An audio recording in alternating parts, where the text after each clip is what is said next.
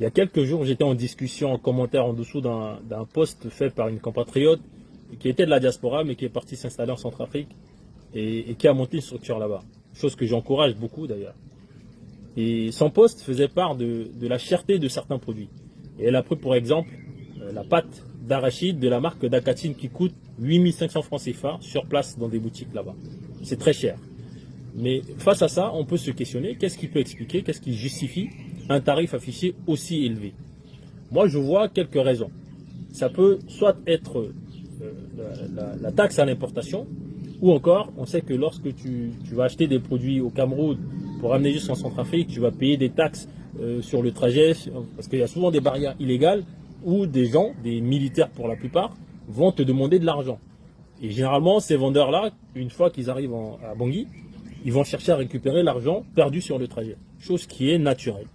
Et malheureusement, sur qui ça va tomber? Ce sera le consommateur, qui paiera finalement cher ses pots de Dakatine, et pour le cas cité par cette compatriote, à 8500 francs CFA.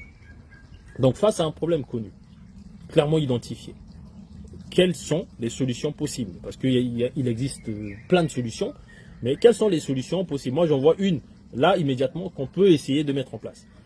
D'abord, il faut penser à développer le secteur secondaire de l'économie. Parce que sur les trois secteurs, le primaire, le secondaire et le tertiaire, le secondaire, il est quasi inexistant. Il existe quelques terreaux pour le secteur primaire et pareil pour le secteur tertiaire. Mais le secondaire, il est inexistant. Donc, il faut créer des entreprises. Il faut industrialiser l'économie. Mais ça ne se fait pas comme ça en un claquement de doigts. Il faut du financement. Mais on sait malheureusement qu'en Centrafrique, toutes les banques commerciales font du rationnement de crédit.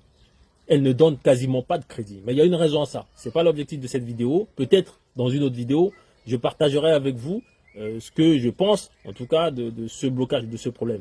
Il y a une banque en particulier qui sort quand même du lot.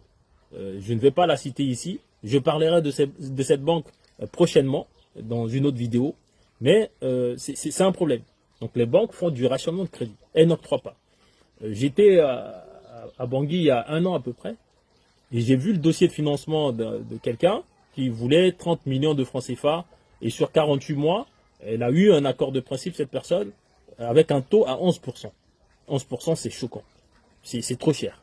Mais c'est comme ça, le pays, il est comme ça. Donc, face à cela, qu'est-ce qu'on peut faire? Moi, je vous parlais d'une solution que je vois, mais qui doit se faire sur 2 temps.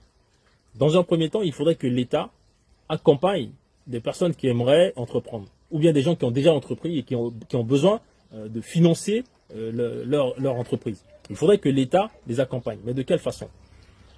C'est par exemple, l'État peut se porter garant auprès de ces institutions financières. Mais avant ça, il faudrait que l'État se pose autour d'une table avec des experts pour analyser justement le sujet. Qu'est-ce qu'il faut demander à ces personnes qui aimeraient entreprendre? Il faudrait par exemple regarder la faisabilité de leur projet, la viabilité de ce dernier, et voir effectivement la rentabilité également de ce projet-là. Voir si cette personne serait capable de rembourser l'emprunt avec le temps. Donc une fois que l'État a mis cela en place, accompagne ces personnes, ces dernières vont créer des entreprises pour fabriquer par exemple localement la pâte d'arachide, parce qu'on produit de l'arachide sur place. On a des terres fertiles, on produit de l'arachide, donc on peut très bien commercialiser, fabriquer de la pâte d'arachide et commercialiser sur place. Cela a pour avantage par exemple le développement du tissu économique. Donc une entreprise qui est créée localement va embaucher des Centrafricains.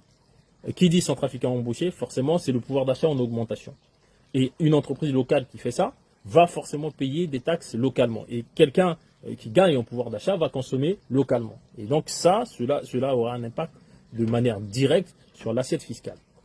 Donc, une fois que l'État a mis cela en place, dans un second temps, il faut que l'État taxe beaucoup plus cher les mêmes produits qu'on peut fabriquer localement, mais qui sont importés. Et cela va inciter tous les commerçants qui sont sur place et qui vendent ces produits importés à se pencher finalement vers la production locale.